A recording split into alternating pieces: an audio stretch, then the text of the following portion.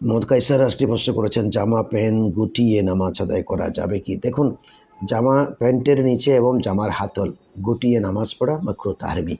এটা কারণ হচ্ছে কি, আপনাকে অড পজিশন লাগে, আপনি যতটুকু সম্ভব উপর দিকে টানবেন। আর জামা এবং প্যান্ট বানাবার সময় আপনি টেলার্সে গিয়ে উঁচু করে বানাবেন, যেন টাকনুগিরার নিচে না হয়, এভাবে বানাবেন।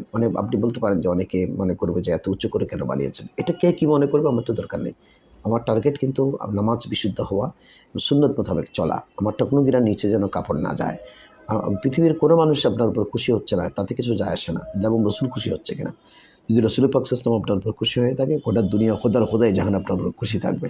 সুতরাং আপনি জামা প্যান্ট যেটাই বানাবেন, আপনি প্যান্টের নিচে টাকনুগিরার উপরে, আর জামার যে হাতল, এই হাতল যদি লম্বা হয়, যেমন হাতা লম্বা আছে, যেমন আমারটা এখন লম্বা, এই লম্বাটা বোটে দেওয়া যাবে না।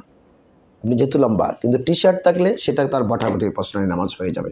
তাকে গেলো যে আপনি টি শার্ট পরে কোথাও বেরিয়েছেন, নামাজে রক্ত হয়েছে, আপনি কি নামাজ পড়বেন না? অনেকে বলে যে নামাজ মাকরুহ হবে না, টি শার্ট কিন্তু নামাজ মাকরুহ হবে এই সময়, যে সময় আপনার লম্বা হাতা আছে, যেমন আপনি হাতের হাতা লম্বা, কিন্তু এটাকে আপনি বইটা একদম ফিটফাট করে মসজিদে গিয়েছেন, বোটে গিয়েছেন। যেমন আর্মিদের ক্ষেত্রে হাতা লম্বা হলেও কিন্তু তারা কিন্তু বোটে রাখতে হয়, এটা তাদের সিস্টেম, বোটে রাখতে হয়। এখানে কিন্তু পেঁচিয়ে তাদের এটা ড্রেস কোড যেহেতু এভাবে, তাদের জন্য কোনো অসুবিধা নেই। তো আমরা সাধারণ মানুষের জন্য, আপনি প্যান্ট বইটা যখন মসজিদ যাবেন, আপনাকে হট পজিশন লাগবে। আপনাকে একটা প্রশ্ন করি আমি, আপনি যদি বিয়ে করেছেন কিনা আমি জানি না, যদি শ্বশুরবাড়ি হয় আত্মীয়, সেই শ্বশুরবাড়ি থেকে আপনি প্যান্ট বইটা যাবেন? কখনো যাবেন না। তো প্যান্ট বইটা যদি আমি শ্বশুরবাড়িতে অভদ্র মানাবে বলে যাই, তাহলে আল্লাহর দরবারে যাওয়ার সময় আমি প্যান্ট বোটে যাবো কেন? এই জন্য আমাদের মুফতিয়ানে কেরাম বলেছেন, এরকম হট পজিশনে, অর্থাৎ প্যান্ট বইটা একেবারে কার সাথে মারামারি করবো, হাত বইটা মসজিদে নামাজে যাব, এটাকে মাকরুহ তাহরিমি বলেছেন।